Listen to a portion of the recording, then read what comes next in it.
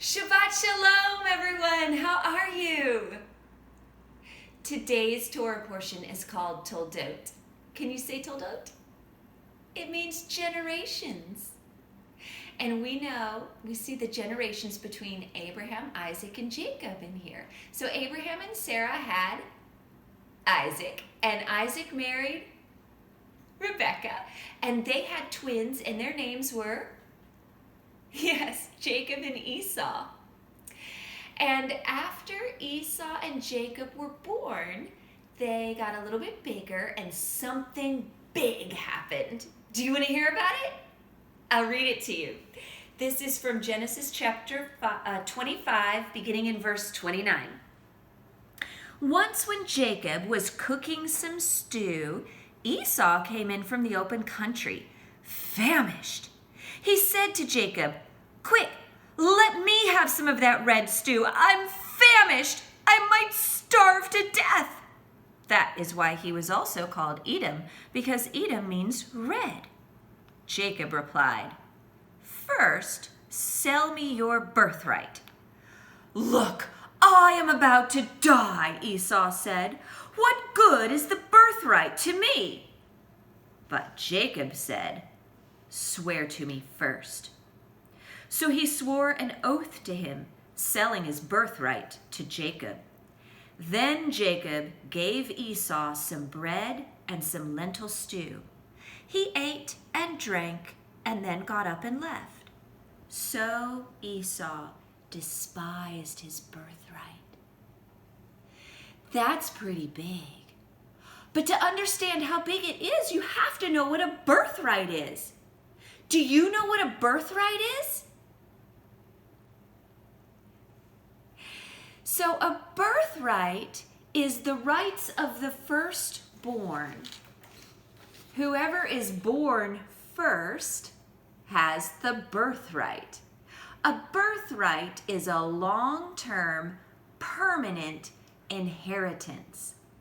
Those who were born first usually got more from their fathers than the rest of the children.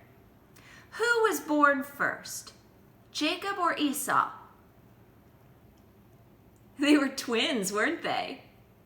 Esau came out first, and Jacob was grabbing him by the heel. From our story today, do you think Esau understood how important a birthright was? What about Jacob? Do you think he understood how important a birthright is? Let's think about this. If a birthright is a long-term permanent inheritance, then Jacob had the long-term, big picture, plan of God future in mind because he was seeking a birthright. And Esau had the short-term, I'm hungry and want it now, I'm impatient and I don't care what God says, I'm not thinking of a God focus. That was Esau. Esau was hungry, and he wanted to fill his belly now. What happens, though, after you eat a bowl of stew? What happens a few hours later? Do you get hungry again? I know I do. A bowl of stew is quickly eaten. It offers only temporary satisfaction, and then it's quickly forgotten. It does not keep the long-term, big picture plan of God in mind, does it? Do you ever feel like Esau? I know I do. Do you ever feel like sometimes I want this and I want it so bad and I want it now and I have to have it? We all feel that way sometimes, don't we? But when we feel that way, let's think the way that Jacob was thinking. What is God's big picture?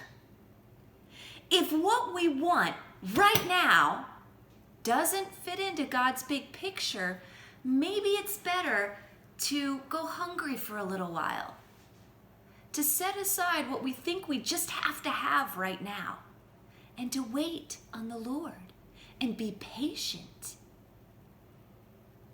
Because you know what? When we believe in Yeshua, we become sons and daughters of God. God becomes our inheritance. And we have the birthrights of sons and daughters. Isn't that beautiful? So to really live as sons and daughters of the Most High, we need to keep his big picture in mind. We don't always know what God's planning, but we can trust that he knows the big picture.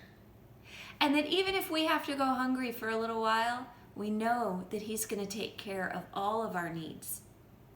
We can trust in that, and we can patiently wait upon the Lord. Shabbat Shalom.